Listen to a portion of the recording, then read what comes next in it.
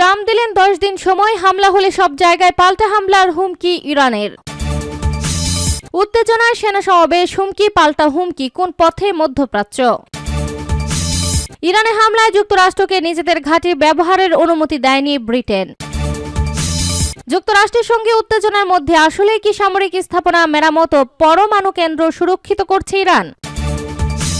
Hamas নিরস্ত্রীকরণের আগে গাজা পুনর্গঠন নয় বলল নেতানিয়াহু। শিরোনাম শুনছিলেন, এবার বিস্তারিত। ট্রাম্প দিলেন 10 দিন সময়, হামলা হলে সব জায়গায় পাল্টা হামলার হুমকি ইরানের। যুক্তরাষ্ট্রের সঙ্গে চুক্তি করতে ইরানকে 10 দিন সময় দিয়েছেন প্রেসিডেন্ট ডোনাল্ড ট্রাম্প। গতকাল বৃহস্পতিবার 19 ফেব্রুয়ারি গাজার বোর্ড অব পিসের এক সম্মেলনে ইরানকে এই সময়সীমা বেঁধে দেন ডোনাল্ড ট্রাম্প। এ সময়ের মধ্যে চুক্তি না করলে খারাপ কিছু হবে বলে হুমকি দিয়েছেন তিনি।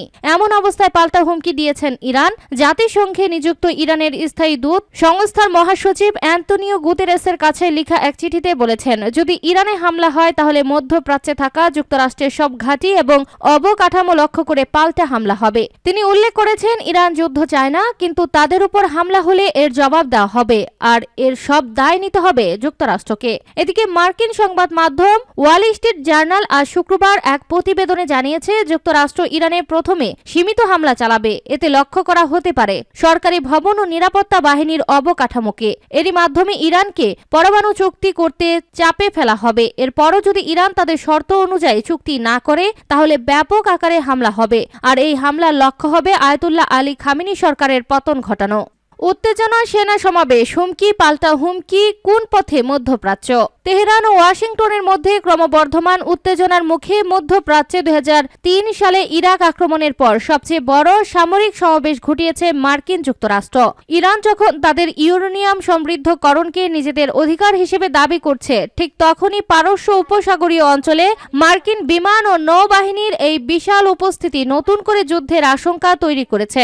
ওয়াল স্ট্রিট জার্নালের প্রতিবেদনে বলা হয়েছে, যদিও এই সৈন্য সংখ্যা 2003 সালের তুলনায় কিছুটা কম, তবে গত 2 দশকের মধ্যে এটি ওই অঞ্চলে আমেরিকার সবচেয়ে বড় শক্তি প্রদর্শন। ইন্টারন্যাশনাল অ্যাটমিক এনার্জি এজেন্সির নিয়ম মেনে নিজেদের পারমাণবিক কার্যক্রম পরিচালনা করা হচ্ছে দাবি করে ইরানের পরমাণু শক্তি প্রধান মোহাম্মদ ইসলামি জানিয়েছে, কোনো দেশই তাদের শান্তিপূর্ণভাবে প্রযুক্তি ব্যবহারের অধিকার থেকে বঞ্চিত করতে পারবে না। তার এই মন্তব্য এমন এক সময়ে এলো যখন ওমান ও জেনেভায় 2 দেশের মধ্যে চলা আলোচনা স্থবির হয়ে পড়েছে। যদিও ইরান এই আলোচনাকে ইতিবাচক বলেছে, তবে মার্কিন কর্মকর্তারা একে গুরুত্বহীন বলে অভিহিত করেছেন। বিশেষ করে ইরানের ব্যালিস্টিক মিসাইল কর্মসূচি এবং আঞ্চলিক সশস্ত্র গোষ্ঠীগুলোর প্রতি তেহরানের সমর্থন নিয়ে 2 পক্ষের মধ্যে গভীর মতপার্থক্য রয়ে গেছে। এদিকে মার্কিন প্রেসিডেন্ট ডোনাল্ড ট্রাম্পের নির্দেশে মধ্যপ্রাচ্যের বিভিন্ন ঘাঁটিতে কয়েক ডজন অত্যাধুনিক যুদ্ধ বিমান মোতায়েন করা হয়েছে। জর্ডান ও সৌদি আরবের বিমান ঘাঁটিগুলোতে F-16, F-15 এবং F-35 এর মতো বিধ্বংসী যুদ্ধ বিমান ছাড়াও পারস্য উপসাগরে অবস্থান নিয়েছে 13টি যুদ্ধ জাহাজ। সামরিক বিশ্লেষকরা বলছেন, এই বিপুল প্রস্তুতি নির্দেশ করে যে যুক্তরাষ্ট্র প্রয়োজনে দীর্ঘমেয়াদী বিমান হামলা চালানোর সক্ষমতা অর্জন করেছে। এর মধ্যেই পারস্য উপসাগরে কৌশলগত গুরুত্বপূর্ণ হরমুজ প্রণালীতে ইরান ও রাশিয়ার নৌবাহিনী যৌথ মহড়া সম্পূর্ণ করেছে, যা পরিস্থিতিকে আরও জটিল করে তুলেছে। ইরানের হামলায় যুক্তরাষ্ট্রকে নিজেদের ঘাঁটি ব্যবহারের অনুমতি দেয়নি ব্রিটেন। ইরানের সম্ভাব্য হামলার লক্ষ্যে ব্রিটিশ বিমান বাহিনী ঘাঁটি ব্যবহার করতে চেয়েছিলেন মার্কিন প্রেসিডেন্ট ডোনাল্ড ট্রাম্প, তবে তাতে সায় দেয়নি ব্রিটেনের প্রধানমন্ত্রী কিয়ার স্টারমার। ব্রিটিশ সংবাদ মাধ্যম দ্য টেলিগ্রামের এক প্রতিবেদনে বলা হয়েছে, এই অনুমতির বিষয়ে অনড় অবস্থানে থাকায় স্টারমার সরকারের উপর বেশ ক্রুদ্ধ হয়েছে ট্রাম্প। প্রতিবেদনের তথ্য অনুযায়ী দক্ষিণ পশ্চিম ইংল্যান্ডের সুডনের কাছে অবস্থিত রিয়াল এয়ারফোর্সের একটি ঘাঁটি ব্যবহারের প্রস্তাব দিয়েছিল ওয়াশিংটন, কিন্তু আন্তর্জাতিক আইন লঙ্ঘনের আশঙ্কায় সেই অনুমতি দেননি ব্রিটিশ সরকার।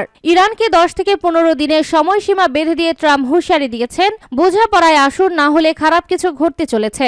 সামাজিক যোগাযোগ মাধ্যমে দেওয়া এক পোস্টে ট্রাম্প লিখেছেন, একটি ভয়ঙ্কর রকমের অস্থিতিশীল ও ভয়ঙ্কর শাসনের অবসান ঘটাতে ব্রিটেনের এই বিমান বাহিনী ঘাঁটিটি ব্যবহার করা প্রয়োজন। ধারণা করা হচ্ছে ওই ঘাঁটি থেকে দূরপাল্লার ক্ষেপণাস্ত্র ছোড়ার পরিকল্পনা ছিল যুক্তরাষ্ট্রের। ট্রাম্প তার পোস্টে ভয়ঙ্কর শাসন বলতে ইরানের সর্বোচ্চ ধর্মীয় নেতা আয়াতুল্লাহ আলী খামেনির শাসন ব্যবস্থাকে ইঙ্গিত করেছেন। 2001 সালে ব্রিটিশ আইন অনুযায়ী কোনো মিত্র দেশ সামরিক অভিযান চালালে ব্রিটেন সেই দায়ভার ওই রাষ্ট্রের সঙ্গে ভাগ করে নেয়। নেয়, তবে শর্ত হলো অভিযানের বিষয়ে ব্রিটেনকে আগে থেকে বিস্তারিত জানাতে হবে। কিন্তু সুইডেনের এই ঘাঁটি থেকে অভিযান চালালে যুক্তরাষ্ট্র তা ব্রিটেনকে আগাম জানাতে বাধ্য নয়। এমন পরিস্থিতিতে নিজেদের অজান্তে কোনো বড় সংঘাতে জড়াতে চাইছে না কিয়ার স্টারমারের সরকার। গত কয়েকদিনের মধ্যপ্রাচ্যে ব্যাপক সামরিক তৎপরতা বাড়িয়েছে ট্রাম্প প্রশাসন। ওই অঞ্চলে ইতিমধ্যে 50টিরও বেশি যুদ্ধ বিমান মোতায়েন করেছে মার্কিন সামরিক বাহিনী। গত মঙ্গলবার সংবাদ মাধ্যম এক্সিওস দাবি করেছে গত 24 ঘন্টার মধ্যে মধ্যপ্রাচ্যে ইরানের কাছাকাছি মার্কিন যুদ্ধ বিমানের আনাগোনা কয়েক গুণ বেড়েছে। যুক্তরাষ্ট্রের সঙ্গে উত্তেজনার মধ্যে আসলেই কি সামরিক স্থাপনা মেরামত ও পরমাণু কেন্দ্র সুরক্ষিত করছে ইরান? যুক্তরাষ্ট্রের সঙ্গে উত্তেজনার মধ্যে ইরান নিজেদের সামরিক ও পারমাণবিক ক্ষেত্র ও স্থাপনা মেরামত এবং নতুন অবকাঠামো তৈরির কাজ করছে। সম্প্রতি কয়েকটি স্যাটেলাইট ইমেজ পরীক্ষা করে বিশ্লেষকরা বলেছেন ইরান তাদের একটি সংবেদনশীল সামরিক ক্ষেত্রে নতুন একটি স্থাপনা তৈরির পর সেটির উপর কংক্রিটের ঢাল তৈরি করে তা মাটি দিয়ে ঢেকে দিয়েছে। স্যাটেলাইট দিয়ে তোলা এইসব ছবিতে দেখা যাচ্ছে গত বছর ইসরায়েলের সঙ্গে যুদ্ধের সময় বোমা হামলায় ক্ষতিগ্রস্ত একটি পারমাণবিক স্থাপনার সুড়ঙ্গের প্রবেশদ্বারগুলো মাটিতে ঢেকে দিয়েছে ইরান। অন্য একটি স্থাপনার কাছে সুড়ঙ্গের প্রবেশদ্বারগুলোকে মজবুত করেছে এবং সংঘর্ষের সময় ক্ষতিগ্রস্ত ক্ষেপণাস্ত্র ঘাঁটিগুলো মেরামত করছে।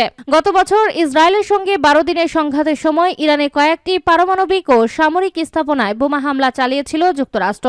রাজধানীর তেহরান থেকে প্রায় 30 কিলোমিটার দক্ষিণ পূর্বে অবস্থিত পারচিন কমপ্লেক্স ইরানের সবচেয়ে সংবেদনশীল সামরিক ঘাঁটির একটি। পশ্চিমা গোয়েন্দা সংস্থাগুলো ইঙ্গিত দিয়েছে তেহরান 2 দশকেরও বেশি সময় আগে সেখানে পারমাণবিক বোমা বিস্ফোরণ সম্পর্কিত পরীক্ষা চালিয়েছে। ইরান সব সময়ই পারমাণবিক অস্ত্র তৈরির প্রচেষ্টার অভিযোগ অস্বীকার করেছে। 2024 সালের অক্টোবরে ইসরায়েল বারবার পারচিনে হামলা চালায়। ওই হামলার আগে ও পরে তোলা স্যাটেলাইট ছবি পরীক্ষা করে দেখা গেছে হামলায় পারচিনের একটি আয়তকার ভবন মারাত্মকভাবে ক্ষতিগ্রস্ত হয়েছে। পরে 2024 সালের 4 নভেম্বর ছবিতে দেখা যাচ্ছে সেখানে পুনর্নির্মাণ কাজ শুরু হয়েছে। 12 অক্টোবর 2025-এর ছবিতে সেখানে আরো উন্নয়ন কার্যক্রমের তৎপরতা চিত্রে দেখা গেছে। সেখানে একটি নতুন ভবনের কাঠামো দেখা যাচ্ছে, তার পাশে দুটি ছোট ভবন। 14 নভেম্বরের ছবিতে কাজে অগ্রগতি স্পষ্ট। সেদিন ছবিতে বড় ভবনের উপর কংক্রিটের ছাদ বসানো হয়েছে বলে মনে হচ্ছে। হামাস নিরস্ত্রীকরণের আগে গাজা পুনর্গঠন নয় বলল নেতানিয়াহু। ফিলিস্তিনি প্রতিরোধ আন্দোলন হামাসকে নিরস্ত্র না করা পর্যন্ত যুদ্ধ বিধ্বস্ত গাজায় কোনো পুনর্গঠন কাজ শুরু হবে না বলে মন্তব্য করেছেন ইসরায়েলের প্রধানমন্ত্রী বেনিয়ামিন নেতানিয়াহু। বৃহস্পতিবার 19 ফেব্রুয়ারি এক সামরিক অনুষ্ঠানে টেলিভিশনে সম্প্রচারিত ভাষণে এই মন্তব্য করেন নেতানিয়াহু। একই সঙ্গে ওয়াশিংটনে শান্তি পরিষদের বৈঠক অনুষ্ঠিত হয়। যুক্তরাষ্ট্র, কাতার ও মিশরের মধ্যস্থতায় গত অক্টোবরে গাজায় 2 বছরব্যাপী যুদ্ধ বন্ধে যুদ্ধবিরতি চুক্তি হওয়ার পর এই বোর্ড গঠন করা হয়। বোর্ডের প্রথম বৈঠকে প্রায় 2 ডজন বিশ্ব নেতা ও জ্যেষ্ঠ কর্মকর্তারা অংশ নেন। টেলিভিশনে সম্প্রচারিত ভাষণে নেতানিয়াহু বলেন, আমরা আমাদের মিত্র যুক্তরাষ্ট্রের সঙ্গে একমত হয়েছি। গাজাকে নিরস্ত্রীকরণ না করা পর্যন্ত সেখানে কোনো পুনর্গঠন হবে না। ওয়াশিংটনের বৈঠকে গাজার নিরাপত্তা নিশ্চিত করতে আন্তর্জাতিক স্থিতিশীলতা বাহিনী কিভাবে চালু করা যায় সে বিষয়ে আলোচনা হচ্ছে। বোর্ডের সামনে সবচেয়ে স্পর্শকাতর বিষয়গুলোর একটি হলো হামাসের ভবিষ্যৎ। হামাসের নিরস্ত্রীকরণ ইসরায়েলের প্রধান দাবি এবং যুদ্ধবিরতির পরবর্তী ধাপ নিয়ে আলোচনার অন্যতম গুরুত্বপূর্ণ বিষয়। মার্কিন কর্মকর্তারা বলছেন, আলোচনায় ইতিবাচক অগ্রগতি হচ্ছে এবং হামাসের উপর অস্ত্র ত্যাগের চাপ বাড়ছে।